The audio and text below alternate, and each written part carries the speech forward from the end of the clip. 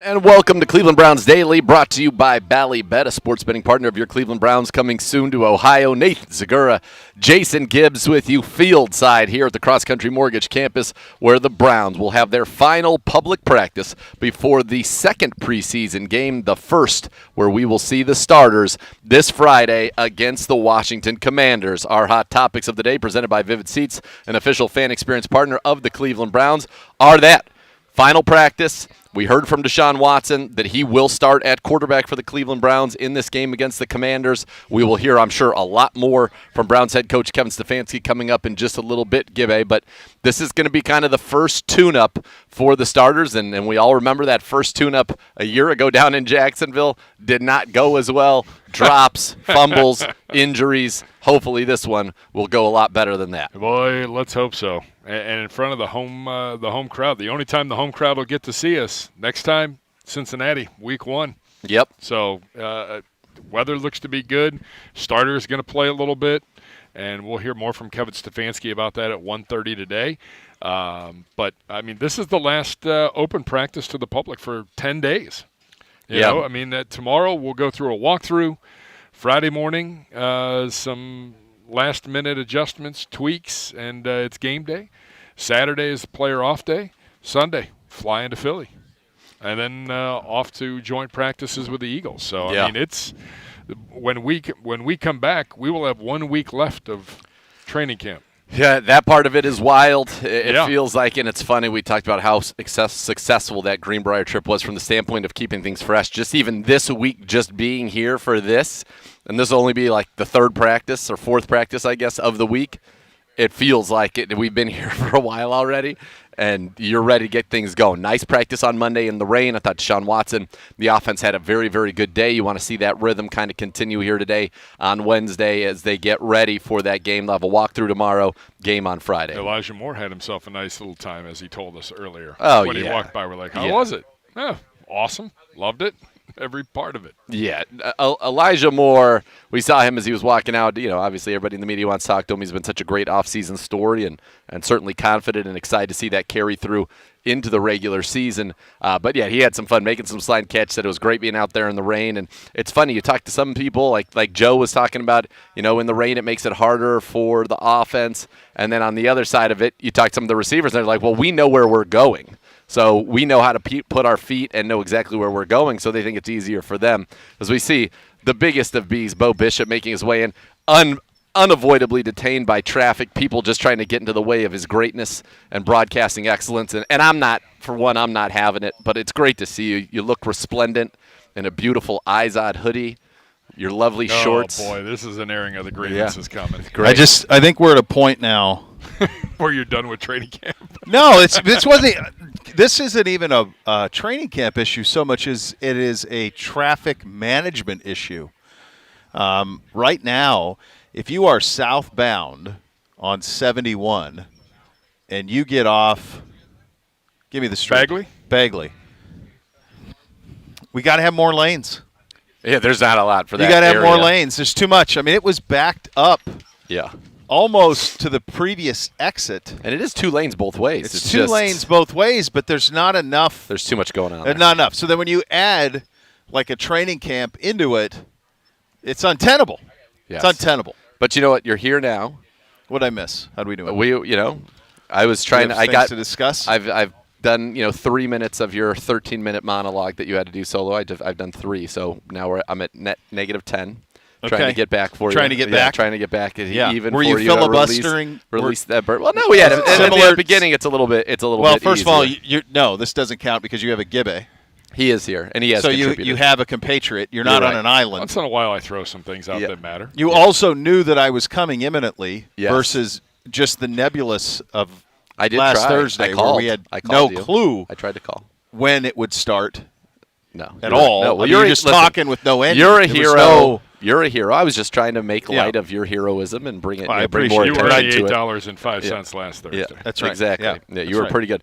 By the way, a little bit of injury news and notes for you with the Browns after we went off the air. It was announced that Alex Oh, Wright you don't and say. Isaiah Thomas both underwent arthroscopic knee surgery on Tuesday and are expected to return at some point early in the season. And so you look right. at that defensive end room, and I wonder if it changes the calculus of your initial 53, because you're going to face some tough decisions there. You can either, and we ran into this with Jacob Phillips last year, put them on the initial 53. They've got to be on that 53, I think, for a week. Then they can be put on the injured reserve. But you cannot. You've got to carry them, or I'm sorry, you can either put them on the PUP, they're out 6 weeks, or you put them on the injured reserve before the initial 53, then they're done for the season. So if you want them in season and don't want to expose them to waivers, you've got to put them on the initial 53. And so that adds just another little bit of calculus. Alex Wright for sure will fit that bill. And so then you just wonder about the numbers in that room, and it feels like that'll probably keep it to about 5, because you'll have Garrett, Za'Darius, Obo, Isaiah McGuire, Alex Wright that'll be carried and then either put onto the injured reserve after week 1, but we'll see. But again, just adds a little bit of a challenge to that final 53 calculation for Browns general manager Andrew Berry. Well, let me just ask this: Do you think that they will bring anybody in, or you're comfortable with where you're at? I think at defensive end, you're comfortable where you are. I think that ultimately what you need to have brought in here is at some point you probably need a running back if Jerome Ford is going to miss significant time. Now, we're looking at Jerome Ford right now. He's walking around outside the facility. His right leg is wrapped. And he does not look like he is going to be participating in practice today. No surprise there, since we've read reports that say that he'll be out for a couple of weeks. So I mean, a hammy. And you don't push it. That could be 2, 4. That could be plenty of time. You want to just make sure that he's okay. But that means you probably need another running back in here, and I think you need another defensive tackle in here. I think that at this point it's pretty clear Dalvin Tomlinson is your one proven guy. We've been saying that all along. I think that you need to get somebody else in there, a veteran. Shelby Harris visited, and Ndamukong Suh. Somebody obviously would have familiarity with Jim Schwartz. I just think it would matter to get one more veteran in that defensive tackle room. I think they have very good depth in terms of, but I think you need another front line-ish type of a player who can give you some front line quality snaps alongside Dalvin Tomlinson. We hope obviously that for Jordan Elliott this is that year, but I feel like it's one of those things. It would be great if he exceeds your expectations, but you've got to also be prepared for the situation where unfortunately he does not. So I think that would be the one spot I'd like to see somebody else. We've talked about this many, many times, and it's a pretty – I think it's a very important point. This is a let's go roster. Yes. So we don't – you don't – if you have the ability to not – if you have the ability to go get somebody proven and known, then you do that. Yep. Because it's just too dang big of a gamble with what this roster is and what the AFC is. Yep. To not – try to make it a let's go now situation. I think everybody in the building feels that way.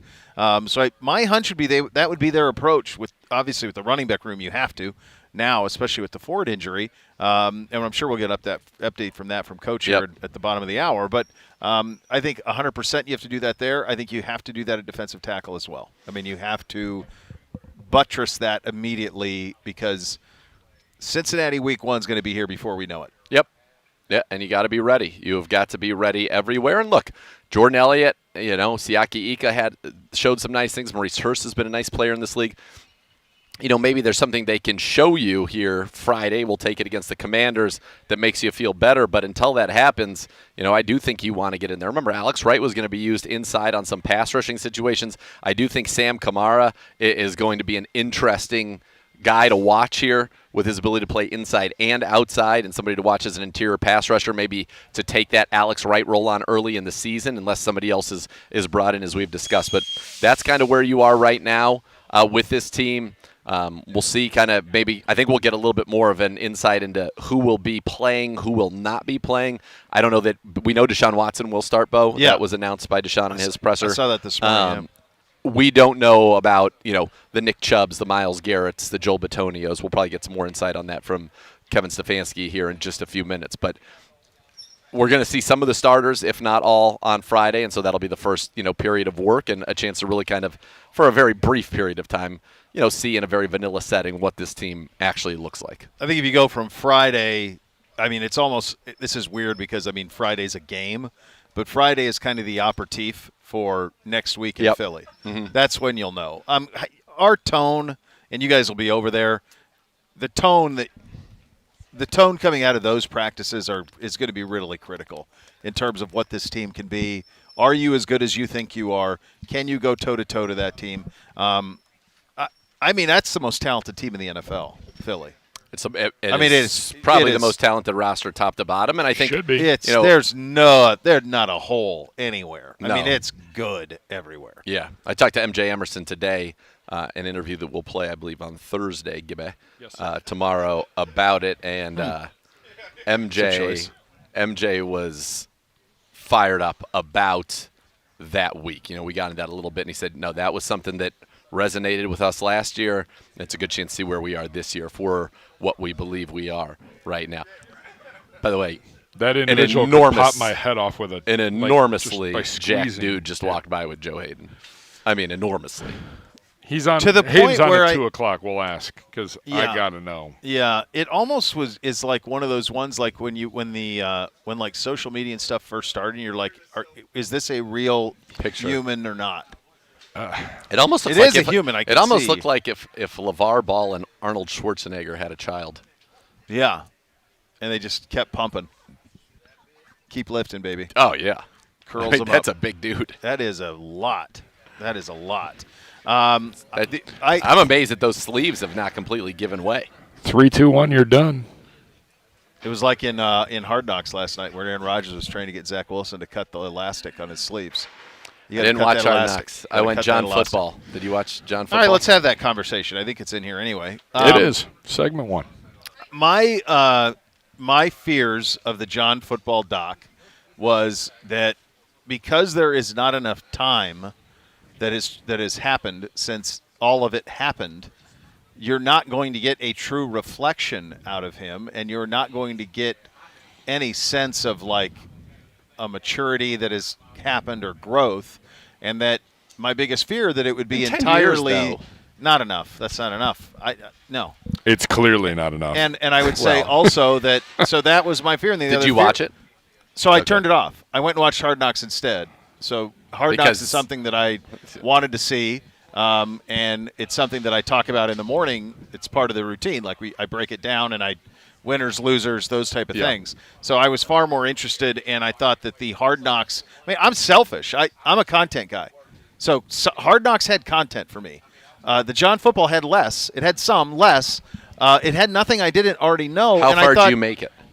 15 minutes. Oh, so okay. So you didn't even get to like the NFL or anything. And then I saw the stuff this morning going interesting. around with the agent talking about how no tape. No tape. But I mean, we knew that was all Not there. 0.0. But also like his reaction to the no tape, Johnny's zip.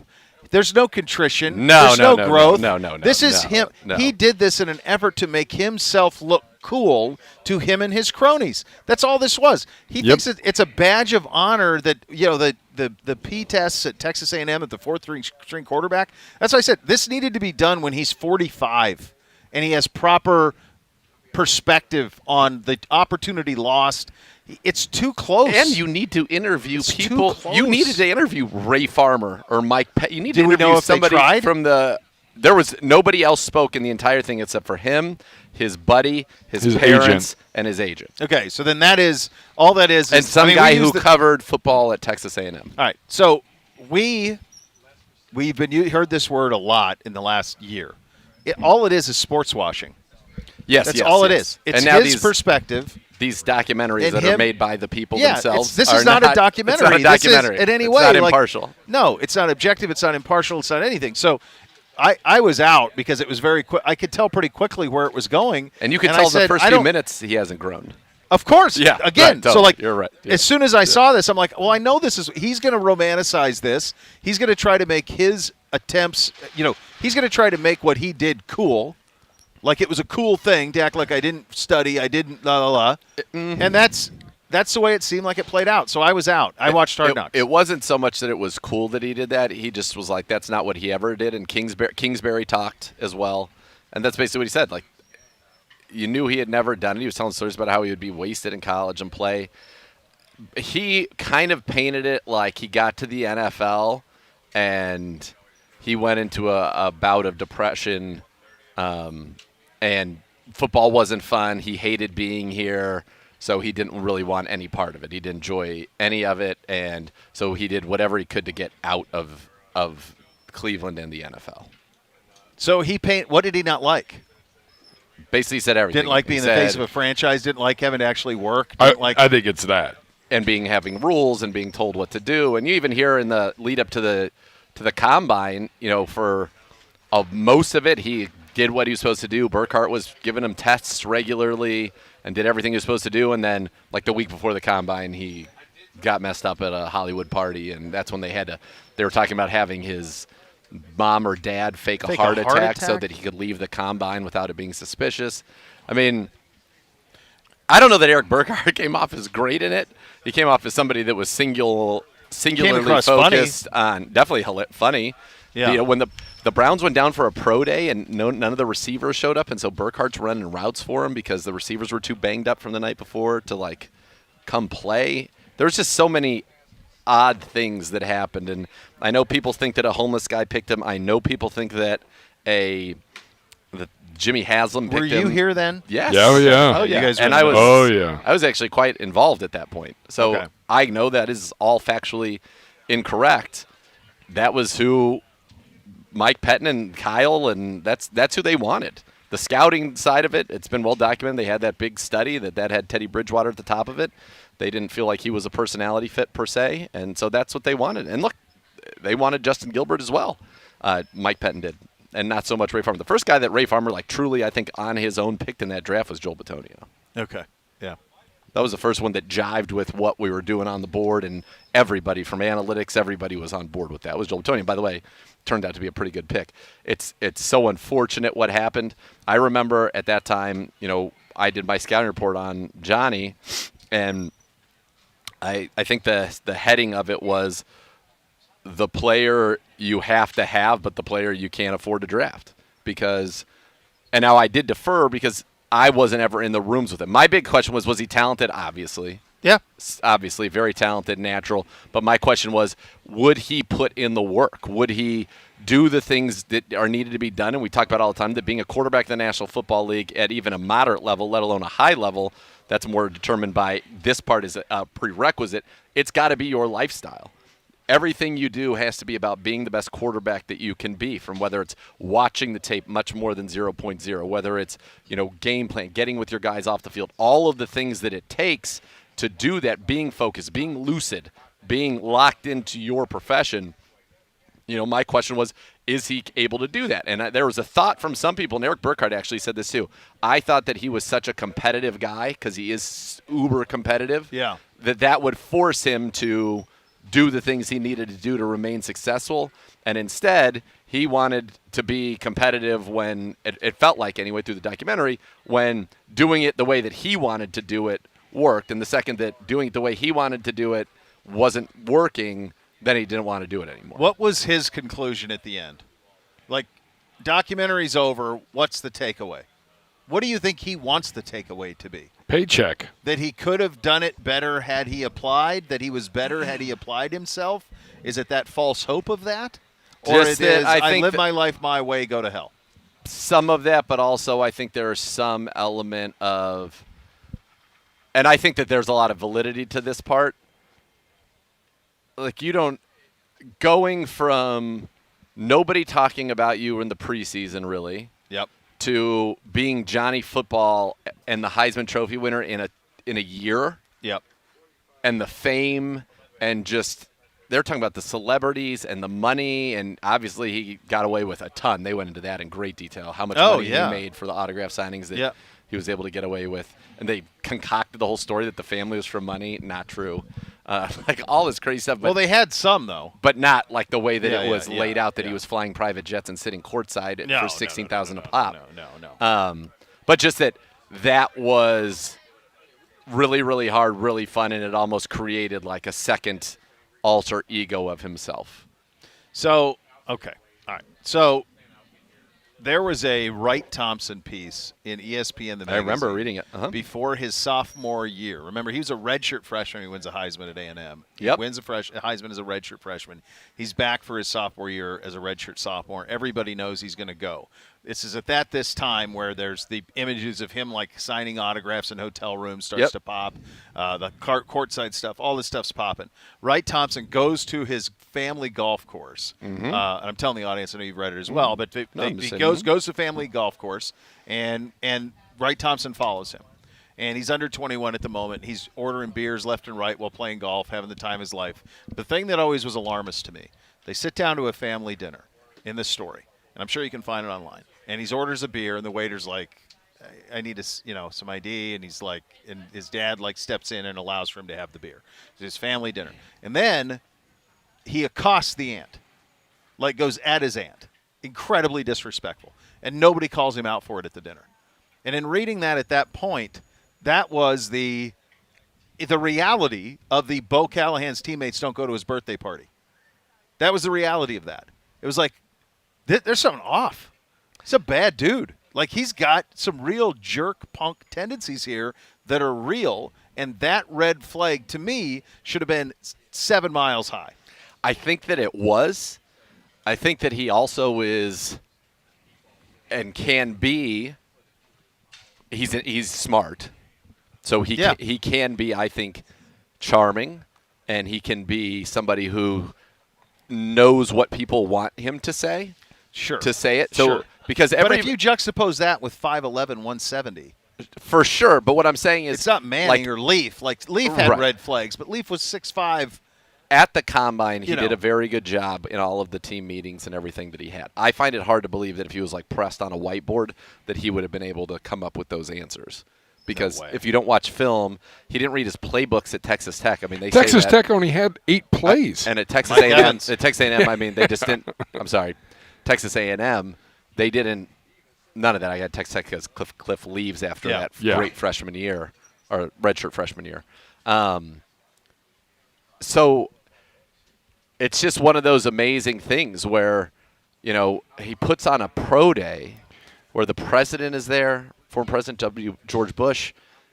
You have it in pads, and it comes out of this pro day like this guy's going to go in the top 10, whereas before that you see all the draft guys are like, maybe he sneaks in the second-round pick. That's even what Burkhead thought. Maybe Burkhardt thought he was going to get into the second round. Is it a case of every team is like, he's got the talent, we can overcome this, we can fix him? Yes, and I think that part of look, for the Browns at that point, it was their second first-round pick. They're going to take a swing on it. They've been desperate for a quarterback. He's a guy that, look, there's no doubt that from a business standpoint made a big impact immediately without ever playing on the football field. It's tantalizing. He was a celebrity at the highest level. Like, that's what you talk about him and Tebow, and like there were guys at that time that were, like when Six came in here. I mean, Baker, like these guys were like known. That's the beauty of college football. It curates stars. You're drafting a star. You draft Johnny Manziel, you're drafting a star. And I think one of the hard things, value in that. There's a ton of value in that. I also think one of the very hard things about that in our society and with that star culture is, I think that any of us who could sit here and say, so I do have some empathy for Johnny. I think obviously there are a lot of great things, but I think he didn't handle a lot of things the right way. And I hope that he would have perhaps maybe more regret than came through on that for certainly his professional career. He went back to Texas A&M and said, because then he goes, after he leaves, then he kind of gets into a very dark personal place. Yeah. And I think he has some remorse for that, about that spiral. He certainly does not have any remorse for like what he did to the Cleveland Browns who drafted him or any of that. No. I just think that anybody who could sit there and say, I know for sure that I would have done everything the right way and I would have been this great guy as a 21-year-old, 20-year-old, multi-millionaire celebrity that, Justin Timberlake wants to hang out with, and Drake's talking about you as like one of his close personal friends, and just I don't know how that you can possibly stay together. And if you already have a propensity for, drinking and partying and all that, I don't know how you would ever rein that in. So I do have some empathy there, but it's also, that's part of the risk calculation an organization needs to make. And, obviously if they had to do it over again, nobody would have drafted Johnny, and certainly nor Justin Gilbert in that draft. But I do think that's that's a hard part of it. I think it's very easy to like judge somebody who is in his shoes when there are so few people that fly that close to the sun ever in their lives. I don't judge him at all. I just think he was exactly as advertised and always was. No doubt. All right, we'll take a quick timeout. Coach Stefanski coming up. Have some thoughts on Hard Knocks as well. Training camp practice. Is this number 2 open to the public here in Berea? Because we had one. We had Monday and then. No, this is like number. This is like 4 or 5. Good Lord, the year. It's all running together, man. Yeah. That's right. We've had a few. This is going to be a big one, though. Last one before most of the kids go back to school. We'll document all of it for you. We're off and running. Cleveland Browns Daily, 850 ESPN Cleveland. Love is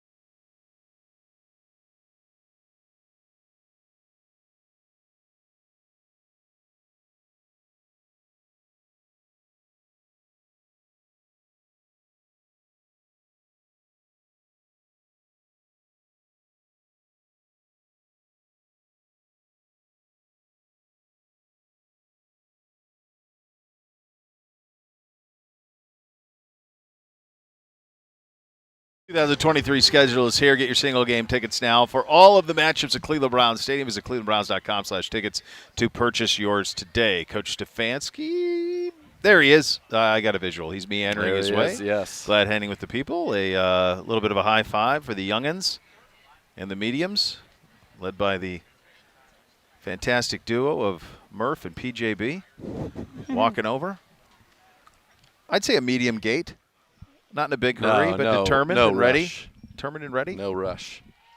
Gibbe. All right, here you you go. guys match. Here's Coach Stefanski at the podium. You're down. I got it. Okay, obviously today.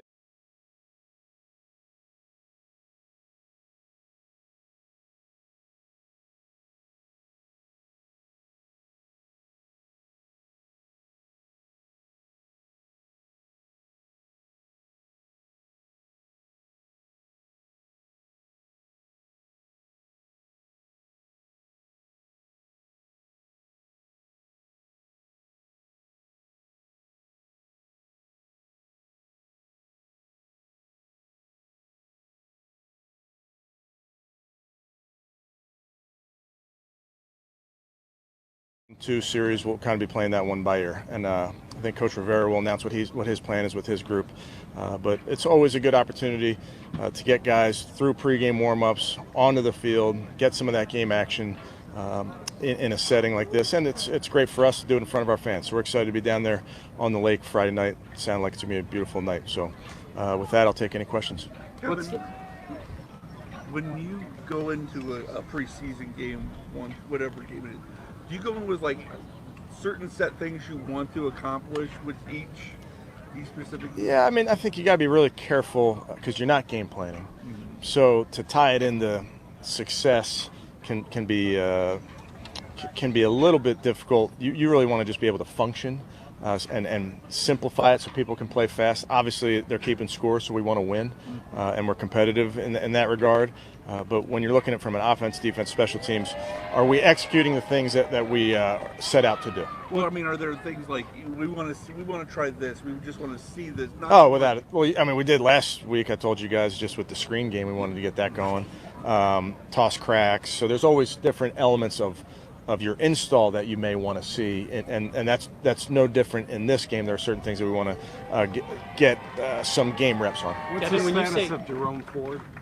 He's out this week, but he's week to week. Kevin, when you say majority of the starters, Miles, Chubb, will they play? Yeah, I'm not going to get into the specifics. Everybody, will, if they're able, will be in uniform. Kevin, the 7-week lead up to this regular season, just how challenging is it for you when you're determining preseason how much you're going to work guys? Because it feels like it's so unusual, right? I mean, that fourth preseason game. Yeah, no, not for us, Darryl. We kind of looked at it as that we had that opportunity to have a few extra days, and we tried to use them to our advantage. And then right now it feels very normal. I've told you guys before, preseason game number 0 with that Jets game where we knew we were going to play a lot of young guys, great opportunity, almost in a controlled scrimmage setting. And now we really look at this as we're right where everybody else is with preseason game number 1. Will Dobbs relieve him? Yes. Kevin, we've asked Deshaun several times in May, June, now here, if he's shaken off the rust that we know he had in last. What do you see? What did he say? He said we'll wait till the Cincinnati game. And I'll stick with what he said. Yeah, I mean that's for him, honestly, Jeff, to answer. I would tell you, very pleased with where he is right now in these practices. Kevin, at the outset, when you said something about, for Deshaun, a series or 2, did you mean that literally, or is that all you're really thinking about? We kind of have a number of plays in mind, but want to see how those drives go. Similarly, defensively, I mean, if you get 2, 3 and outs, you're gonna be tempted to pull everybody. So it's really just dependent on the if you're getting what you want accomplished. Will any other quarterback play? All 4 will play. Kevin, are you concerned at all about adding more depth there? With Alex and Isaiah, undergoing surgery and being out for some time. Do you feel good with where you're at this point in time, or do you feel like there's still needs to be more brought in? Yeah, I think we brought in a defensive end a couple days ago. Feel comfortable with the group we have. As you guys know, it's a constantly evolving as you get through practices and get through games in terms of what you think you may need. So that's something that Andrew and his crew are working through every day. Kevin, when you say Ford is week to week, are you optimistic he'll be ready for the opener? I think I think it's unfair to say yet. I mean, I'm hopeful, but I can't go past that. I mean, he's truly week to week. He's getting treatment right now. Kevin, we saw Jakeem back in team drills and returning kicks on whatever the last practice was. How did he come out from that? And are you hoping that he can kind of reestablish himself as a returner? Yeah, we're very excited about Jakeem. I think all of us have seen him over the course of his career, how explosive he can be. He looks healthy. He looks good. It's a process when you talk about coming off of those injuries. So we're trying to appropriately ramp him up, but I think he looks good. How did the back injury for Drew, how did that occur, and what's sort of the prognosis short-term, long-term? Yeah, we'll see where that is in the next few days, but it was a very random kind of unlucky thing that happened there. Unfortunate. Good. Okay, thanks guys. Thank you. You're up. All right, there you go, Coach Stefanski at the podium before the start of practice here in just a couple of minutes. Anything jump out to you there, Z? No, I think that, we know the majority of the starters will play. It obviously would be nice, fun for all of us to know kind of exactly who will and who won't, but yeah. Kevin Stefanski still keeping that close to the vest, and so we'll see. Again, I think when you say majority and not all, I think it's pretty easy to say who won't be playing, but he said if they are – I do think he wants everybody to go in pads – even if they're not playing, warm up, go through the whole thing, come out, get ready, go out there, all of that. I just don't think that certain people will play, or maybe they'll get a play where they are not involved in the play. Yeah, I don't really need to see Miles. I don't need to see Nick Chubb. I don't need to see Amari Cooper. I don't need to see Denzel Ward. I don't need to see – I don't want to see Joe Bitonio, Zadarius, for Dalvin. sure. None of that. I don't need to see it. Look, it's not. You want to pitch and catch it a little bit with your receiver and your quarterback and his receivers. Fine, throw it around. I don't even. Aaron Rodgers. Aaron Rodgers had a great line last night at the end of Hard Knocks. I'll get into some of my thoughts on Hard Knocks in a second. But at the end of it, he's like kind of incredulous at what happened at the end of the Jets-Browns game, and he's like yelling at the mic, like preseason is for passing. Like every play should be a pass. Like that was his kind of view of what the preseason should be. He didn't like that the Jets were running the ball? He the didn't ball? like the run. No, he just throw it. He goes, what are we doing? Just keep throwing it. The rest of this stuff is nonsense. It was interesting stuff. Some more reactions to what Coach had to say. We'll go around the league as well. You're listening to Cleveland Browns Daily on 850 ESPN Cleveland.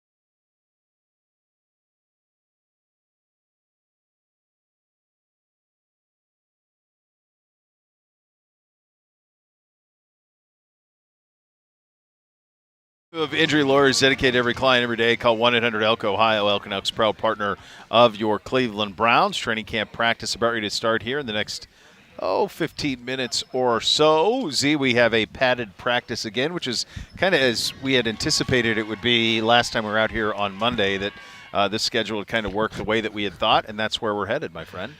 Yeah, but you know what? It's hard for me to focus on anything other than these avocados from Peru, Bo. Wow. They're just right here. As you I mentioned, came a little early. So funny that you mentioned that. The Browns, avocados from Peru, and Meyer teaming up for the ultimate sweepstakes this football season. One lucky fan will walk away with a brand new electric pickup truck. Sweepstakes will open at clevelandbrowns.com/avocados from August 9th through the 16th of October for fans to enter. During the first 2 weeks of the sweepstakes, fans will be encouraged to participate in the Guac and Roll vote to choose the official guacamole of the Cleveland Browns. The winning recipe will be chosen on August 20th. Will be available at select locations inside Cleveland Browns Stadium this season during the games on the 24th and the 1st of October. They'll be providing free guac with any purchase of nachos at select locations at Cleveland Browns Stadium. So you're going to scout those out. 3 winners will randomly be selected to participate in a halftime contest on November 5th versus the Cardinals to choose the grand prize winner. The second-place winner will receive a VIP tour of the Cross Country Mortgage Campus. Third-place winner will receive a $1,000 Meyer gift card. So winner, guac dinner. I want that Meyer gift card. Huge B. Yeah, Over Meyer the truck? I spend a lot of money at Meyer. Well, that'd be good, but I mean, Yeah, truck, a truck. You could, The truck you could is sell the awesome. truck and then get the. It's parked. It's parked here during practice somewhere here today, but like it's across the street. Do we know what it When is? they don't- It's a bright orange truck. It's in Brown's colors. Do we know the brand? Should we even I don't- hesitate to I even don't- say it I out don't loud? know. I don't know what it is. I honestly we just know I it's don't know. electric. Okay, it's an It's a electric very nice truck. looking truck. Woogie. The $1,000 Meyer gift card also has my Yeah. attention. Yeah, so you're wetting your beak in some of that love guac Meyer. right there. So let me tell you right now, That guac is fantastic. this is the summer guac. I'm a guac purist. I like my guac pure, but this here has a little mango in it, a little jalapeno, a little cojita cheese, some type of a seed as well. I don't know what that is. Looks like a pumpkin seed to But- me, maybe. But what I'll tell you, I like Did you that. say I like that pumpkin? they threw the pumpkin. If it's a pumpkin seed, it looks like pumpkin to me. I like that they threw that in there because what that's going to give is you a little bit of texture. Sometimes with guac, I don't mind a little texture in there. I don't disagree. I don't want to with get crazy. you. I've eaten avocados from all over the world, Yep. and I'm here to tell you, I believe avocados from Peru may be the creamiest, perhaps the most delightful avocados I've ever had. What a bold statement. Wow. Bold statement. It's creamy. Taste it. How compelling and good true. is that? There's one over there. That one has kielbasa in That's it. a Cleveland That's for guac you. that they made just That for looks you. like that's got a your name written all kielbasa. over it. Kielbasa in it. Yeah. So there you go. Give me. All right, back to my gum. Fantastic. You Isn't like it it? creamy Where were though? It is It is. creamy. It is very nice. It's It's good a texture. creamy guac. I love guac. You get a tableside guac made with a little mortar and pestle. Also helps to have a really good chip. It's Gotta have a good chip. oftentimes forgotten is the It's the quality vessel. of the chip is the vessel has to be good. It's got to be a great vessel. Yeah. Every once in a while, we'll be like, well, let's make, because you love a guac, you love a salsa, you love a Boy, do I. verde, you love all those things. A and roja? Every once in a while, I'll get someone will try to slip in some sort of an almond chip or something for health purposes. If I'm making this decision, I'm making it with eyes wide open. And by the way, you're going eating in there to guac eat. with it, which is great for you. Right. You're eating salsa I'm with it, getting which is in great there. for you. I'm getting in there. My favorite salsas usually have the same color as your hoodie. Oh, a nice orange. A little habanero. Yeah. All right. That feels like a win. It is a win. It's always a win. It is a win. This guac is a win. It's lovely guac, It is. and it's from Peru. There you go. Who knew? And there you go. Would not have Avocados from seen that Peru. coming. Who knew? Who knew? Hey, it's avocados from Peru. Listen, All I'll right, take so we were royalties talking if they Hard go with Knocks. that. What were we? Yeah. Oh, yeah. So to the, I watched 20 minutes of the Johnny, and then I'm like, okay, I know what this is. I don't need to see any more of this. So I flipped it over to the Hard Knocks. It's funny. I heard a lot of people complaining that it was boring. And it just reminds me that Twitter just is, or whatever it is, X, it's basically just a place to complain. Like you weren't bored. You had unfettered access and a ton of it to Aaron Rodgers, Sauce Gardner, and Garrett Wilson. Those are the 3 biggest stars the New York Jets have, Yep. and they were mic'd entirely. There wasn't even anybody else that talked. So it wasn't. It was those 3 for an hour. Devin Kajus was not in Brogan Roback. it. Brogan Roback I was enjoyed not Brogan in it. Roback, He's though. fine, but Good dude. they weren't in it. Like it was all of the Rodgers you'd want. It was I heard it was like a very much as though it was almost like it was a pro Rodgers like puff piece, like that it was almost Saleh like was that it was fawning. almost like scripted to be like that people couldn't possibly all like Aaron Rodgers that much. well, let's just say that before we had Deshaun, he paratrooped in here coming off of the 2020 season. If all of a sudden we're sitting here at training camp and that dude goes out there, and when you watch it, you'll see the throw. I mean, he's Aaron Rodgers. He can make. He's a four-time MVP. Like, come on, 4 times. He's a walk into Kent on a MVP. first ballot and sleep Oh, off. gosh, yeah. And so you're telling me that everybody here wouldn't be fawning? Can you Of course. imagine the reaction? So, like, I saw some of that criticism. I'm like, Oh, are there it you is. Thank kidding me? Like, they haven't had anybody like this ever. There's never been anybody with the Jets like this. Namath wasn't this. Not this. No way. So, yeah, No. they're going to be fawning. Saleh has everything, every other box checked on that roster, except for quarterback. They missed on Wilson for now, but to credit to them and to Wilson, there's still talent here. Let's hold on to this and rehabilitate this a little bit and see if maybe this is still a long-term answer. Zach Wilson's very young. Yes, very young. Is Rodgers? And by did the they way, show their interactions? Rodgers is tremendous with him. Tremendous. Jordan Love must be like, what the heck? What the heck, man? Yeah. I mean, he's coaching him up. He's showing him what to do on certain reads, where his eyes ought to be. Just little stuff like how to take a drop and how to like have variation on where to see here to here, small, short to, or long to short. All of those things. I mean, maybe no, his time it was in the great. darkness really brought him some clarity. Maybe this is what he was in Green Bay too. For the players, You know people who played with him. I mean, AJ loves him. Loves him. AJ loves him, yeah. Other people I know who played with him, not as much. Didn't? Yeah, I don't know. That's the only firsthand I have. But just from the standpoint of – so anyway, you get all of that. You get Sauce, all of it, and then Garrett Wilson. Like, I don't know, what more do you want from a – Yeah. If the 3 biggest stars are all dialed in, then that's it. Yeah, great handshakes, too. Oh, yeah. Yeah. No, I thought it was good. Liev Schreiber showed up in a chopper. I guess he's a Jets fan. He showed up in a chopper, and they had a lot of fun with that, which was kind of fun. No, I thought it was good. I think we're just so used to complaining about things. Oh, my God. Like, what do you want Hard Knocks to be?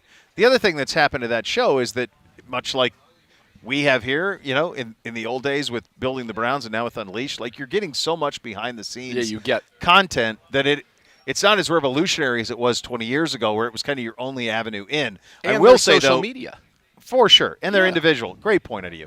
I will say though, even in comparison to the teams stuff, they're getting a lot. I mean, they're putting it's the opening talk from Saleh starts it. It's a lot of access to Rodgers. He's mic'd throughout. Same thing with Sauce and with Garrett Wilson. I thought from their standpoint, if I'm a Jets fan or if I'm a fantasy owner of Garrett Wilson, in some sort of a dynasty league or some sort where you hang over to your players, Yeah. you're just going to yourself, Yes. those two are just dudes with capital D's, and they go against each other every day. And so they have like this dialogue between the two of them where like Sauce is like, Garrett's like, how did you get here on this? Where did you have your hand?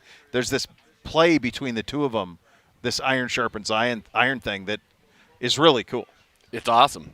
And, yeah, I think, look, there is so much access to your point. Yeah. Like, when you think about the original ones with the Ravens, like the idea of being taken into an NFL locker room and getting to see the players behind the scenes interact with each other, that did not exist anywhere. No. Now, you get it after every game. You get it before every game Yeah, from correct. most teams are doing it. So it's just that it's not novel anymore. But I'm with you. You got me excited to watch it. If they're going to go It's in cool. and I don't care anymore about the unsung and the stories unless there's like a great story. For example, if they did us last year, taking the media, the off the field stuff out of it, but if they did our stars and then all of a sudden DeAnthony Bell becomes a little bit of a story and he's the first undrafted to ever make the 53, like that's fine That's as a a cool small story. aside Yeah. story.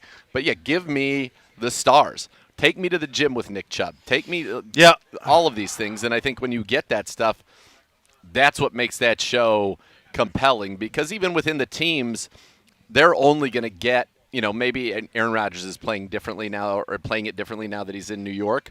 But, you're only going to get so much with the stars. You have to be careful when you make those asks over the course of a season when you're working for the team.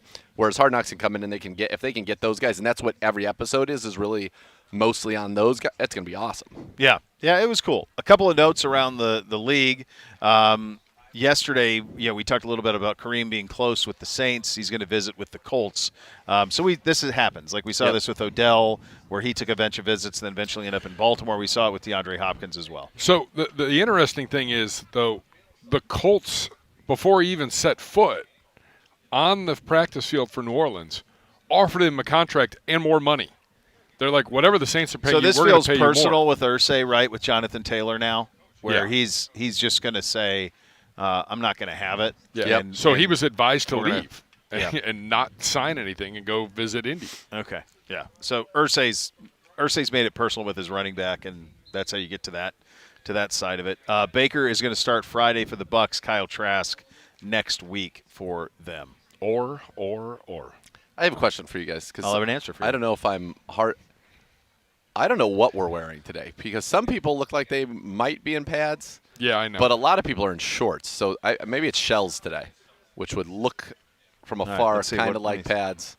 But like the quarterbacks aren't in their real pants. Yeah, no, they aren't. A lot of players are in shorts. And they're wearing So this must be shells. It's got to be shells. Yeah, because the problem was that some of those initial guys who came out, they were wearing brown shorts with like the some people are still wearing the pants. Yeah, some people are.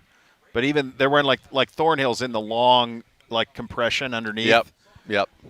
So sometimes that looks a lot like how he looks when he wears the pads. That would make sense from a game standpoint. Your toughest practice of the week is a Thursday, so that would have been Monday in pads in the rain. Yep. Today you're going shells. Yep.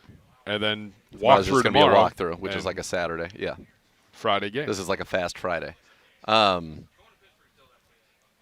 see guys out here like Denzel's got a helmet. I don't know if Greg has a helmet, but Greg at least is getting to go through some drills with Brandon Lynch, so that's good to see, because you'd love to have Greg available next week. I mean, you don't want to push anything or risk anything for the season. No. That's all that matters. No. But you'd love to have him next week be able to, go and get that work and put your defense as you see it out there on the field against those Eagles.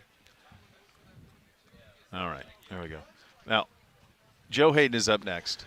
He is walking. He's got socks scrunched. Like he's ready to play corner in an hour. So's his father. We'll get to all of that. Dad's ready to play like Mike linebacker. That's right. It's all coming up next. You're listening to Cleveland Browns Daily on 850 ESPN Cleveland.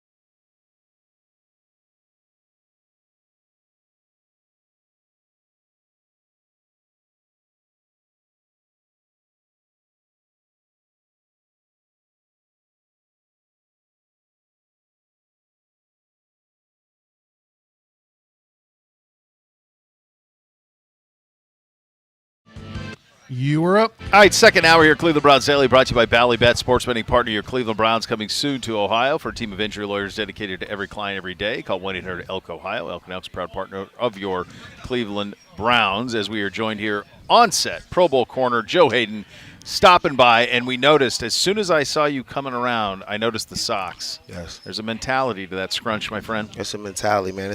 I learned this from Deion Sanders. He would always have his socks scrunched up. So every time I'm out on the football field and I see one-on-ones going on, I got to scrunch my socks. I just got to. You know, now, so now there's a company that makes socks for scrunching, but that wasn't always the case. So how did you do it in the old day? Oh, man, so I would take this long Nike sock, and I'll have two pair of them. So one would be very long like this, cut the heel off, cut the foot off, so you don't have them all inside of your shoe, and then you just get to stacking them. You can put this one right here so it can go all the way as high as you want to just keep cutting the socks. See? Now there's a company. My parents would never let me cut those socks like that. That was only when I got to the league. So please don't cut your socks. No socks cutting at UF? Upset. Oh yeah, yes. You guys had when I had equipment managers, that's when I started cutting my socks. Unless you have an equipment manager. Nobody on those Florida teams lacks swag, buddy. I know you did for sure. All right, we're heading into preseason game number 2 on Friday night. Go ahead. Before we get into something serious football related. Okay. Dude, your dad is ginormous. Oh, okay. What? No, for what is sure. going on? For sure. You know, he was a professional bodybuilder. No doubt. And the dude, he doesn't drink, doesn't smoke, doesn't curse. He's a pastor now. He's been a pastor for the last 7 years. God bless. He's just he's the definition of being able to control. Like he has so much control. He doesn't. If he wants to stop doing something, he'll do it. He works out 4:30 every single day. I think twice a day. He just has a legitimate. His work ethic is unbelievable, and I think that's why I learned discipline. That's what I mean. That's what I want to say. He's the most disciplined person I've ever met. He can just stop things like whatever he wants to do. So I mean, he was the example of why I'm able to kind of do what I do. So do you think like maybe sometime in the next 5 years you'll decide I'm going to go become like Arnold Schwarzenegger? Your dad is ginormous. There's no possible way that I'm thinking. It's in your genes. It's in my genes. I don't have that in me though. My dad, I don't know. He's a specimen. Like he's walking around. He's 54 years old, walking around at 3.5-4% body fat. I don't know. The biceps are unlike anything I've ever seen. It's like they took my cranium, put it under his skin, and then he just flexes around with it. Oh no, for sure. He's a walking dumbbell with the bodybuilder. I feel like you could come out here, have him behind you over the shoulder, and I feel like you could pretty much run your mouth to anybody you want. For sure. So many reasons. For sure. Definitely. I mean, I'm not messing with my dad. That's for sure. Yeah, no way. If Dad said this, okay, Dad. Okay, for sure. Yeah. That's what you see me. I'm nice and disciplined. You are. Yes, I a did. Fine young man. Good job. Did not want the long arm of the law on me. I just think of the role model that must have been for you. Of like, it was this is the way, the discipline of it, all I of it. Started, that's real. Real. He started teaching me and my little brother. We started lifting weights in the 7th grade and doing the protein shakes and doing all of that stuff and bringing us out to the fields. He was just, if you wanted it, he'll give it to you. And we wanted to be the best, and he just showed an example. My dad had a 45-inch vertical. He could jump head. Come on. I promise you, he had a 45-inch vertical. He could jump up. When I was kids, he'll jump and just tap his head on the rim. Like, he was the craziest athlete I've ever seen. So 45. Me and my brother always wanted to just work and train with him. Did he play any sports? He ran track, but then he blew his quad out. So he went to Morgan. That's why he couldn't play running back. But he was a running back. He ran track, and then he turned into a professional bodybuilder. Wow. Jeez. Yep. That's incredible. That is incredible. I could see it. Yeah. Oh yeah. He's got my vote. Gosh. Yeah. He got my vote. Wins in every way. That is such a cool thing. You got a chance to watch practice on Monday in the rain, obviously, and then today, obviously, looks like we're in shells, full pads on Monday. What are some of your impressions of what you watched? I really like the way that Deshaun looked comfortable. I like the way he made a lot of good passes in the red zone. Was in control, throwing touchdowns. Isaac Moore, he's been one of the most impressive people I've seen since I've been out here. Just with his way of, he can change direction. His hands look super natural. He's a hands catcher, not a body catcher. And just his different tempos of being able to start, his releases. So he's been one of my guys. I'm going to watch. Now I'm glad that Denzel's back out. I'm glad that I hope maybe Newsome will be out here so I can see some of my dudes out there just competing against these wideouts and one-on-ones. So you mentioned Elijah Moore's ability to change direction and then the varying of the speeds that he uses as in his releases but also in his routes to create that separation. Why does that make it hard for a cornerback? Because everybody, it's not like on paper. You see a hitch route, it's just run up and stop. You see a slant route, it's a slant route. But the way that these dudes, Devontae Adams, these dudes, Tyreek Hill, are changing tempos, changing sets, and making different routes look like different routes, it makes the game so much harder for the cornerback. So when you're changing tempos, you're thinking it's a stop and go. You just don't. And normally when people are running routes, you're running straight, you're stopping. You're giving me a little bit of outside release to the slant. There's timing that's involved, but these dudes are running these routes with different tempos, different paces. I think the quarterbacks and them are working together with it, so it all works. So it's just something that I haven't been too familiar with, but the stop and starts of other receivers are crazy. How much goes into, through your position, the studying of the way guys run routes? Because Amari said something to me once, and then Elijah said it to me the other day. I called it a C route, but he basically was in the red zone, kind of the slant, and then you pull it all the way back around to the corner, you know? Mm-hmm. And the first time he ran it, he was open by like 5 yards. And then the second time he ran it, and I think our defense also knows some of our route combinations from certain looks and splits, but he ran it, and afterwards he said to me, he's like, I got to learn. I got to be able to run that route differently every time so they never know it's that route. Yep. So how much of that do you see, and is that what the great ones are able to do, that even when you watch their tape and you know how they like to set up certain routes, that then all of a sudden they make it look like they're doing the other one, and then boom, you're like, wait, I studied this. This is not what you do.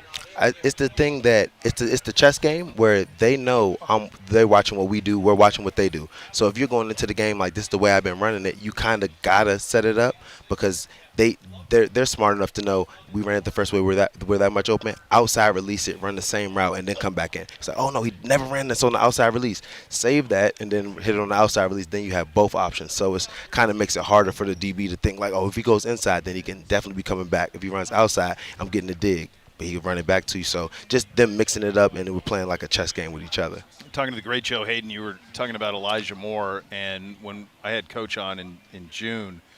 He coached a guy you know in Percy Harvin very well. Oh, my goodness. And we were, you know Percy pretty well. And Percy's another cat. Like, that's a whole different animal. He's a whole different animal. But I will say that when and Coach isn't one for emotion a lot on the interview side of things, pretty straight. But when I mentioned the way that you use Percy in Minnesota, and do you see some similarities with Elijah? He lit up a little bit. I'm not comparing the two, but I'm just saying in terms of the style of things that you can do with them, does Elijah have those traits similar to Percy? I mean, yes. When I was saying the stop and start, when I'm saying the moving when you get the ball in their hands, kick return, punt return, you just want athletes like him to have the ball in their hands plus grass. So when he does that, you can be able to open up a lot of things. I would say not as much in the running back. I wouldn't want to get him hit by those backers and stuff like that. But if you can get some mismatches where he's out in open space with those dudes, they're in trouble. So just not as much like I wouldn't give him a lead. Like I might give Percy a lead, but I mean, I'll do some tosses, some motion, some jets, some things like that. Just getting him the ball because he's going to make people miss. When you're out here and you're watching this, he said you got near the field, you got the scrunch socks on. Oh, yeah. You're almost ready to go out there. He's ready. You are ready. I know he could go right now. I know you don't miss training camp. What do you miss the most? I miss being around the dudes, man. I miss just the locker room. I miss everybody just kicking and having a certain goal. Like everybody right now on the Browns, everybody thinks that they're going to be the team to win the Super Bowl. Genuinely, I think that nobody else. I'm just saying, just from my perspective, every year I went out there, I felt like we were going to be the team to win the Super Bowl. And just seeing the dudes grow, being around them, working hard, trying to be better, trying to be the best, and then it just starts thinning out. Now you're gonna have 20 of your dudes gonna get chopped, 20 more of you guys gonna get down. So then you see them when you have your 53. Just though you know what time it is. It's time for us to try to go. Dudes are on contracts. Dudes are coming in certain levels of their career, but just knowing everybody has a plan, everybody has a goal to win the Super Bowl, and that if we can do that, then everybody's goals and ambitions will be hit. Mr. Ryan Clark, God, from the pivot, looking sweet. Fred Taylor. Gator, great. Look, he can still tote it right now. He still looks like he could go. He could go. Yeah. Joe, are you participating in the Florida doc? Did you participate in the Swamp Kings? I passed, man. I Did you? passed. Okay. I passed. I think me, Percy, a couple of my pouncies. But it's gonna be good. It's gonna be good. I just didn't. I would just let it be what it is. Yeah. It was some good. It was a good You lived times. it, right. I lived it, and just I just don't like running back. Yeah. I'm just curious because the Johnny Doc debuted last Oh night. On man, Netflix. yes, that's what I'm going to watch after this. Okay, yeah. So Have you guys seen it? I watched. I watched for 20 minutes and I bailed. I hope you watch it while you're still here because I would love to talk to you about it. Okay, no, for sure. They go through, honestly, I thought there was going to be a ton on the Browns time. It's like 5 minutes. And the big takeaway from the Browns time is at one point that Farmer called his agent and said, we track how much time they're spending watching film. And he watched 0.0 hours. That backs up. Yep. 0.0. And then Johnny goes, I think Johnny would back it up. None. Yo, he did it. No, I was like, none. I don't want to be the one saying it, but I don't think Johnny watched too much of that tape. No. So he watched the Browns. I'm curious to see what you think of it, but the Browns part is it's small and it's sad, honestly. For basically what he said is I made it, my dreams made it to the NFL, and then I just was like, I don't even like football. I don't like being here. I don't like any of it. So sad. Yeah. From that standpoint. But yeah, I'm curious. Your thoughts will be interesting. Yeah, no, for sure. I'm definitely watch that. I'll get you out of here on this one. I haven't had a chance to ask you this yet, but I know that, DBs, you come in, you're going to find your guys. You're going to find Denzel. You're going to see Emerson. You're going to go see Greg. You want to talk to those guys. The biggest difference, obviously, defensively, and we'll get a better feel for it as preseason, but it was noticeable in the Hall of Fame game is, like, these corners, they're going to be man up. And as a guy who was out there on that island, what does that mean? And do you see the enthusiasm with those guys that I mentioned that's the way they're going to go about their business? Hey, this is the thing. If that's the way that you have to play, you're going to be a press team. You're going to be guys that get up in dudes' faces and disrupt. It takes a certain type of corner. It takes dudes that really believe that they feel like they can be the number one corner on the team, because the game is set up for you to get beat. The game is set up not for corners to literally take away a receiver anymore. You can't touch them off the line. You can't grab them at the 5, low pull, no nothing. But having the young Tyvus in the mix, having that mindset, I think of our DBs, and having the ability to be able to, sometimes you're going to get hit, sometimes you're going to lose these matchups, but it has to be a defensive stance where Myles Garrett, the defensive line, if we're putting you in this position to be single, high coverage, man up, that means there's another man that's going to be able to get to the quarterback. So let's not be, we have 5 seconds to get there. No, we have 3 seconds to get there, because on the back end, we got our dudes that are fighting for their lives, basically one-on-one with these dudes you can't really touch them. So I think they have to have the mindset that we're lockdown corners, this is what we do, because they have the ability to do it, but at the same time, you need to have your defensive line and linebackers understanding when they put you in this position, let somebody get home. Let's work. Let's do this together. I want to tell you a story about the guy wearing 23 that I think that you'll like, kind of to this mindset, that mentality you talked about. So he's obviously trying to follow in your footsteps, be another Pro Bowl corner for the Browns wearing number 23. As a rookie, Game 5, you remember this? Against the Chargers. Mike Williams is having it. He's having a very good day. And MJ, as a rookie in his 5th game, was like, I've seen enough. I got 81, period. Like, just set it to the coaches, set it to the guys. I got 81 the rest of the way. Locked him down. There was a 4th down at the end of the game, one-on-one. They went to him. He got the PBU. We got the ball back, the chance to win the game. But when a rookie comes in and does something like that, number one, as a veteran, are you kind of like, okay. Yes. And then they go back it up, say, like, no, I got 81. We're good. No, for sure. I mean, talk is cheap. You know what I'm saying? But I love him for wanting to step up in that moment, and that's what it takes. If you want to be great and you want to be that guy, you have to be in positions of uncomfortable that nobody really thinks you're going to win. But in your heart, you're like, man, I got this. Or if you do lose it, being able to be man enough to know, all right, next one, I got it. Like, short-term memory at corner, you're not going to win all of them, but just know, like, the next one's mine. You know what I'm saying? Having that confidence to get back out there, because it's a tough spot to be in. Out there on that island with these dudes, they're not playing. They're not playing around. Moore's not playing. Amari Cooper by yourself. Are you kidding me? So just having that in your mental, you got to be a little messed up in the head. Got to be. Always good talking to you, buddy. For sure. Thank you, guys. The great Joe Hayden joining us here in studio out here at the practice fields in Berea. Deshaun Watson spoke earlier today. We'll have that for you coming up next. You listen to Cleveland Browns Daily on 850 ESPN Cleveland.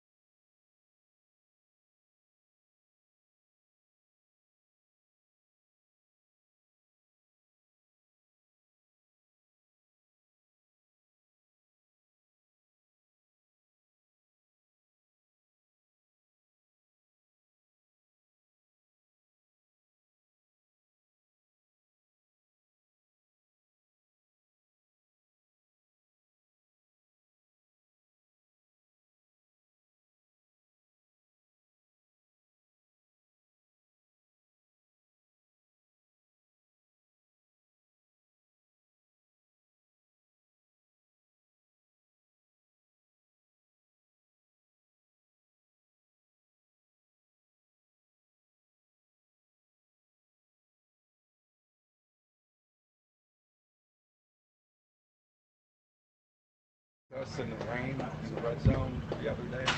Is that your best practice? I mean, could be, but I feel like every day is a learning lesson for myself, regardless if it was good, if it wasn't good. I always try to look and go into film, with the mindset that, everything is not always great and everything is not always bad. It's always right in the middle. So, there was a lot of success on the field that we had the other day in the rain, but also there were some, little small things that we got to clean up too. Because there's such a long way to go to the regular season opener here. Just how much preseason work do you feel that you need so that you're ready September 10th? I'm not even sure, really, honestly. I think the biggest thing is really each and every day is an opportunity for myself to get myself ready for September 10th. So practices, meetings, walkthroughs, preseason games, whatever, Coach Stefanski and the staff want me and the other guys to do, we're going to be able to go out there and try to operate and be sharp and be safe as possible so we can get ready for September 10th. In a perfect world, how much would you like to play on Friday night against the It doesn't even matter to me. I'm a competitor, so however long he wants us to play, I'm going to go out there and compete for that length of time, and we see what happens. It's been a long time since fans have seen you play in a game. What should they expect? Really just don't expect anything, really. I mean, the biggest thing is just really go out there with an open mind. So, like I said, it's still very basic on what we will show, what we won't show. And the biggest thing is just operational and just going out there and compete and just kind of get ourselves ready for that September 10th. What do you expect from you and not just the team? Same thing, like I said, just operational, just going out there to be sharp and really just take charge of the offense. When like pitchers go into spring training, they often look to work on something. Are you looking to work on something when you go out there on Friday specifically that maybe you've been tinkering with this off season, preseason? Just continue to just build a command of this offense and operational, and just really just taking charge of what we need to do to, have that success each and every play. You've lost a couple of receivers this training camp, but you gained one, number 80. What do you think of him? You said number which 80, one? 80. Watkins. Yeah, Watkins. He's definitely a guy. He played in I can't remember the USFL. Yeah. So that was cool to be able to watch some of his tape and then have him come in and help this team. He played good in the Hall of Fame game. He just got into town, I think, the last week or last couple of days of Greenbrier. So, he had to learn fast. But for him to be able to come out and be, productive for this team and his offense has definitely been great. So he's going to keep growing, and he asks a lot of questions, and he's a guy that wants to learn and try to help this team. Deshaun, when we watch practice, we see Elijah Moore everywhere. It seems like there isn't anything he can't do. Just from your perspective, what type of an impact and weapon is he, and do you envision within this offense? Yeah, I mean, he's a big impact. He can do it all. He's very versatile. He can outside, inside, whatever we ask him to do, he can do whatever and he goes full speed. He never complains. He just try to be perfect, and whatever he can do to, be productive for this offense and his team and for himself. So he's definitely going to help this offense, and he's going to be great for us.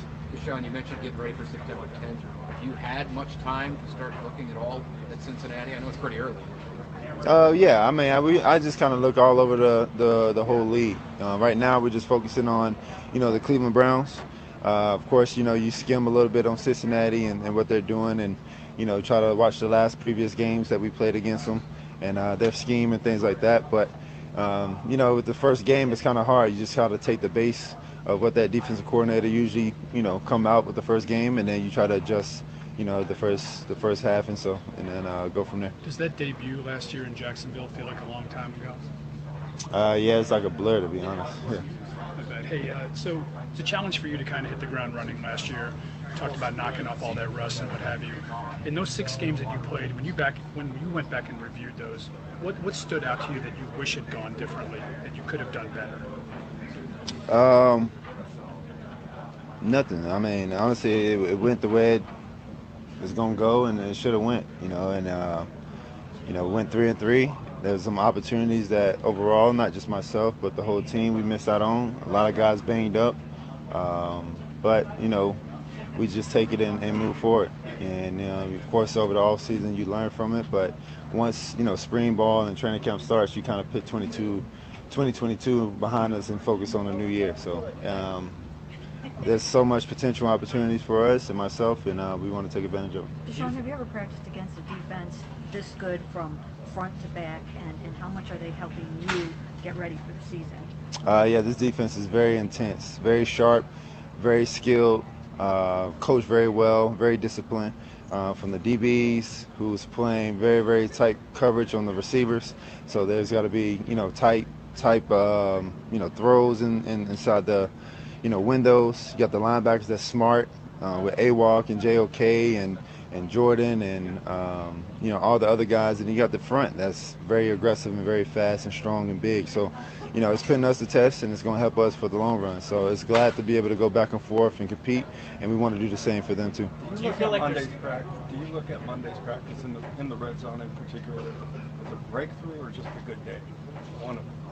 Yeah, it's a good day. I mean, you just got to stack days. You can't think you have it all, and you never have it all. So that's the mentality we have. Is we always trying to get better, regardless if we went 100% in every drill period. We can't get ourselves too comfortable. We got to continue to go because every period, every drive, every play is a new play. So we just got to make sure we focus on that play, be still in the moment, and move forward from there. Do you feel like there's any rust left from that long layoff, or at this point is that all gone now?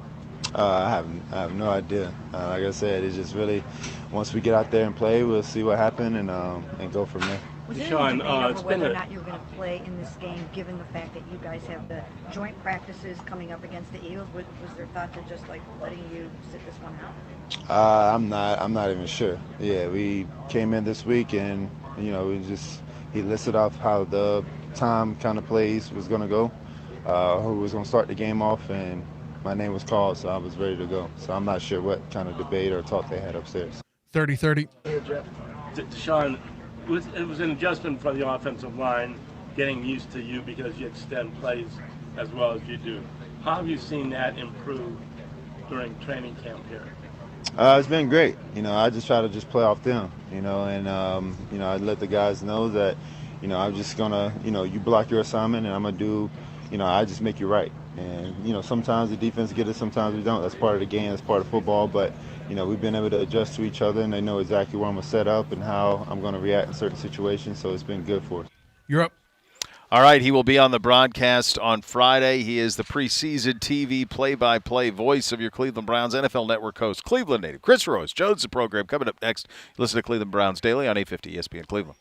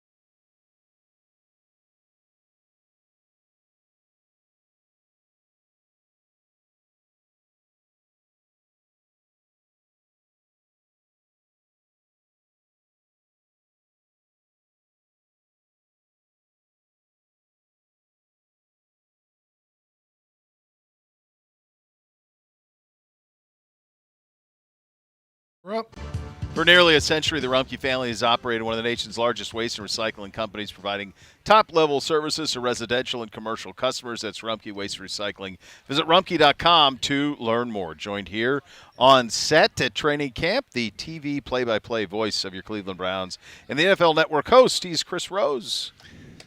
Good to see wow. you. Yeah, for sure. Glad to hear you. That's our annual conversation. This is exciting. This is great. No, it's great to be back. How are you guys? We're good. Yeah? We're good, yeah. How are you doing? I am loving it. I was out here on Monday. Of course, I saw you guys in between raindrops. Yeah. It was like the first big rain you guys had, and I brought it. Well, thank you. Yeah, you're welcome, I guess. Let's get to Friday, shall we? Yes, please. Let's get to Friday. And Should get be this a home fun game one. going. You're going to get some ones in there, bud. I know. It's That fun. was very exciting. We had our meeting with the players today and Coach Stefanski. And, he said we're going to play most of the ones a little bit.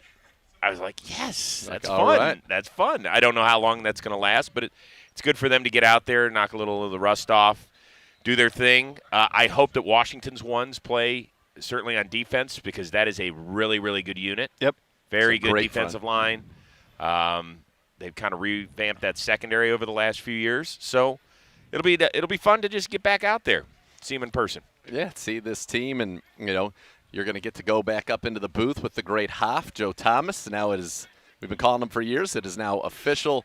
What do you think about Joe and the whole weekend, the festivities, and now getting to go in the booth with a true Hall of Famer, even though it was a foregone conclusion? So apparently, once you become a Hall of Famer, then the party just continues for days on end because Yes. Joe could not make it today. He had another prior engagement. He felt terribly about it. And we're all like, really? And even Stefanski was getting after him a little bit. Like, okay, this whole Hall of Fame thing is really taking going you to a his different head. direction. Yeah. It's amazing because, we all have gotten to know him pretty well just away from the field. And everybody says the same exact thing about the dude. He's the best. When we were saying during a commercial break that the story checks out. Yeah. With him, the story checks out in the most positive way. Yes. And Yep. unfortunately, I had another work commitment and could not be in Canton last week, which I was really bummed about. And so I talked to him a couple times, and he called me literally like an hour before he had to do something, right, on Saturday. Yeah. And I was like, you do not, let's go. Let's focus here. Yeah. And we just wanted to share a few words. And he makes everybody else feel good. No doubt.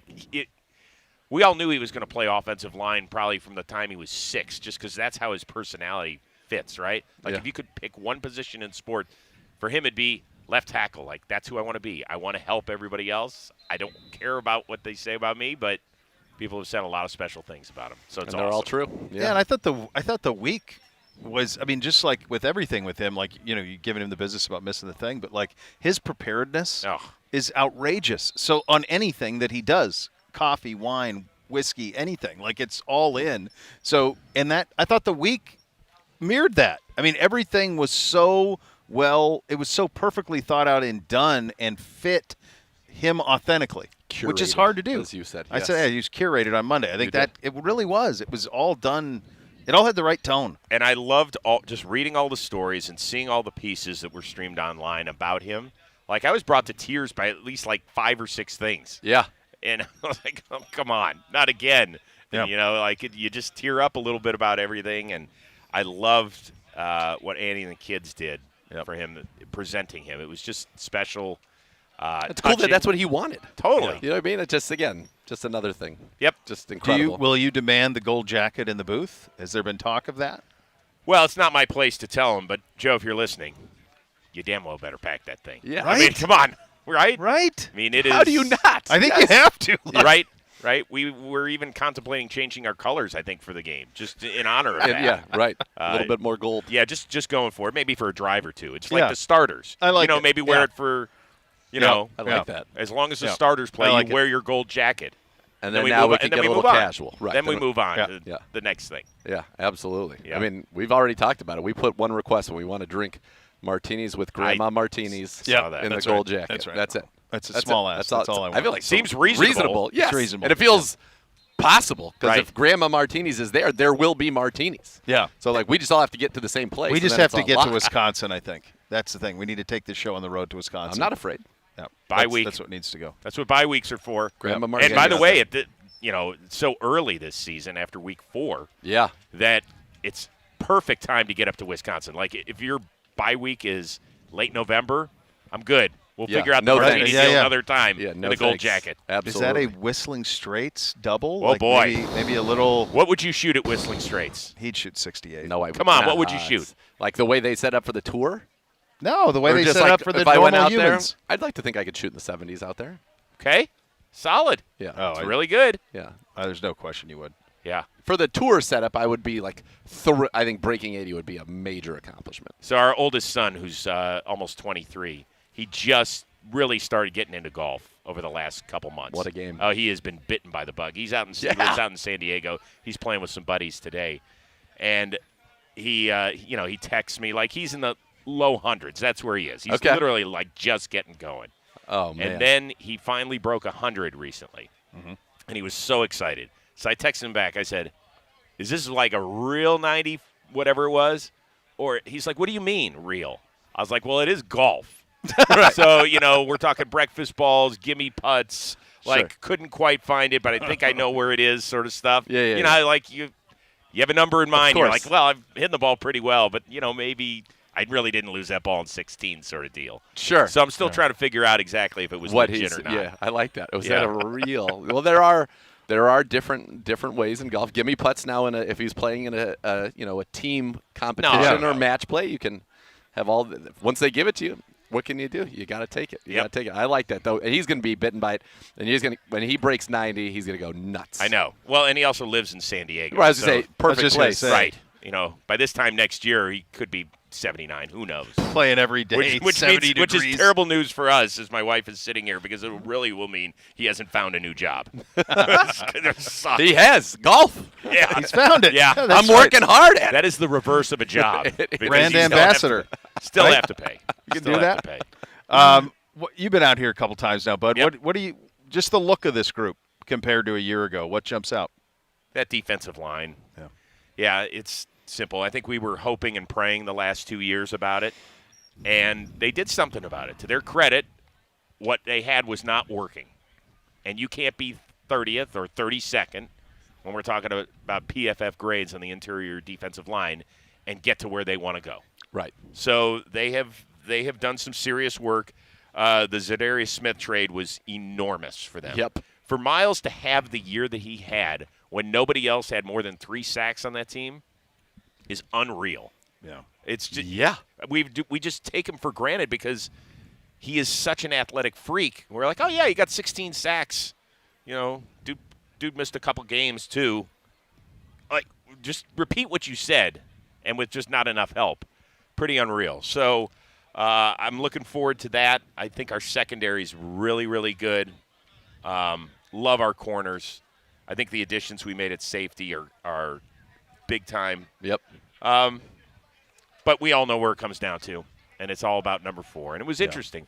So when we talked to Kevin today, I said, listen, you want to see improvement out of all your players, but to the basic Browns fan, they're thinking we can only go as far as number 4 takes us. Mm-hmm. How important is it that he gets back to his 2020 form? And he stopped me. He's like, I don't want to see that. I want to see the 2023 version of Deshaun Watson, and we think that version is even better than what he was. I was like, okay, I'm sold. We just all need to see it now. We need to see it. To quote the we great talk about that all the Gibbe, time. the show me state, Missouri. Yeah, that's what this whole team is, though, right? Yeah, it right? is. And Show that's me fair. when games matter. That's it. Everything's Chris, on paper. We talked about this last week. I'm curious if this. I mean, we get this all the time. I'm sure you get it from your Browns fans. How are they looking? How are they looking? Right. But it's almost like they know how they want you to. They already know the answer in their mind, right? Mm-hmm. So I'll say, be honest, they look great. I mean, Nick Chubb looks incredible. Miles looks incredible. All this. Oh yeah, same old. All right, blah blah blah. It's like, well, what? If you want me to tell you what I think, this is what I'm seeing. Like Elijah Moore looks great. Yes. Deshaun looks great. Yes. This is a very complete. talented team. Yep. But because some of it I do wonder is, for a lot of years, was there false hope that was spun that made people think teams were better than they were? I don't know. I'm just trying to come to it because I get the question all the time. I'm sure you do too. How do you answer that question? False hope. That's a dangerous topic, right? We've all felt like in 2019 we were like, man, did you see what we did? What did we finish 7-8-1 at the end of 2018? Baker set the record. Yeah, and that Baltimore game to finish it off, we were like, holy smokes! Like this is hitting a crescendo. We're in the right territory, and then we all just got slammed, body slammed. Whoa. We were the cover of Sports Illustrated. It was That's rough. correct. That's correct. Odell. World team. I remember exactly where I was when we traded for Odell. Like we were at our youngest son's baseball game, and people were like, "We think you just got Odell." I'm like, "What?" Yeah. I'm checking Twitter, and I'm like, and you just felt different. We did a podcast that night, On an emergency phones. podcast on our phones, and it was the number one. It was the number for a time. It was the number one sports podcast in the world. Wow. Period. Okay. Yeah. That was but that's how crazy it has these little to do fans with are. the topic and everything Mostly to do with just you. us, yeah. Just want to. No, but It's weird we haven't ever quite gotten back there. It's odd, Hey, given one's that a you're tough right. number to duplicate, yeah, guys. right, exactly. But even what you referenced, this version of the Browns, starting with 18 on through, that's very different than 2002 to 2017. Oh, hell yes, it is. Right? Yeah. But so Yeah. that the false hope I'm talking about even more so than even 18, 19, 20, whatever. I'm talking about there was 15 years of like people thinking maybe these teams were better than they were, and maybe that's just the optimism that you want, and so they're like snake bitten by that. So when I say like, boy, they look great, they're like, oh yeah, and I'm like, oh, trust me, this is not 14, it's not 15. Like they've got dudes here. They do. There's no question. I have always said that Cleveland sports fans are 90% scar tissue. Yes. It's really tough, right? Because we're always peeking around the next corner to see what bus is about to hit us. And that's not a fun way to live. It's not a fun mindset. It's no. not. It is It's not. negative And, I town. see it now in my kids. Like they were both born and raised in Los Angeles, but they are strictly Cleveland sports fans. And I see the same thing, like the way they're acting. I'm like, what's the matter with you guys? And then I go, oh my God, I've been there. I've lived through this. And so that part is challenging. But I think this team sits in a really good spot because people know that when they talk about the Cleveland Browns nationally, I think the mantra is they're really talented, but there's, Joe Burrow in Cincinnati, and Lamar's finally got his deal done, and Mike Tomlin never has a losing season. So they could be really good, but I think we have a great opportunity to do a ton of special things. I think you're right, and I think the hard part about talking about it is this is a team that's just got to do it, right? It starts with it. You get Cincinnati at home, Monday Night Football at the Steelers. You get the Ravens in Week 4. I mean, that first month, it's all there for you to show that you are a team of consequence. And I think it is good that we're under the radar because, you go back to 2019, you go to 2021. I'd even go back to 2015, coming off of what felt like some momentum in 2014. Right. It just always has fallen flat. And so this is an opportunity where really nobody's talking about you. It is easily the best roster we've had, certainly in my 11 Most seasons complete. here. Yep. Late 80s by is the far. last time that it's been You're on this level. loaded at all the important positions. And it's not us saying that. Everybody around the league saying that in terms of you get people hand out rosters. It's a top 8, top 9 roster in the league. One of the late rosters that certainly can win Super Bowl. They just have to go out and they have to win games. And I think your point about Cleveland fans is so right on. I remember when I moved here in 2001. And one of the first big Cleveland sporting events after I moved here, I feel like they were playing the Red Sox in the ALCS, I want to say, and we're up 3-1 and ended up not getting it done. Well, that was 07. It was 07? Okay, so that was one of the first big ones, though, because nobody was going for championships really before that, right? So that happened, and then I was like, and then you get LeBron. I'm like, we have the best player in the world. When I was with the Niners, they, growing up for them, they had Joe Montana, so they're the best player. They win, and they're like, no, you don't understand. It's Cleveland. And then, of course, things would not work out for a very long time. Fortunately, LeBron did get that title, but there is a ton of that mentality. And even when it comes to the coverage of this team, we've talked about it many times. I don't think people even know what to do when it's kind of positive news stories. We don't, and also when things are tough, because when you play a 17-game schedule, as you guys know, it is like this. Very few teams are this and just keep crescendoing. That doesn't happen. So, we all play the same game, right? When the schedule comes out in May, we all go win, loss, and then you're like, I don't know. And then you look at it, and you're like, I got to do this again because it came out 9-8. And then you want to feel better, you do it again, and now all of a sudden your fake schedule, 11-6. It's like right? when the best club in your bag is your pencil on the golf. In golf. So this is what we do, And I just don't want us to panic. I'm just telling you, like, if after 5 games, after that Niners game, if for some reason we're 2-3 instead of 4-1, just let's go. It's okay. Last season, the Bengals started 0-2. They started 4-4, and they didn't lose another game until the AFC title game. So I know the season feels short because you're like, it's only 17 games. You know, like the Guardians play that by mid-April. Yeah. But, you know, just let's all take a deep breath. Let's all do this together. If I have to come back on the show and we all hold hands and just do this together, no matter where we are, if we're 5-0, 2-3, I don't care. We will get through. We will. Namaste. Namaste. I like okay? it. Serenity now. On that, look forward to the call. Yes. On Friday. Yeah. You and the Hoff. Going to be fun. That's fun. Chris, thanks, buddy. Absolutely. Thanks for It's always joining us. great seeing you. You too, buddy. So much more to come. You're listening to Cleveland Browns Daily on 850 ESPN Cleveland.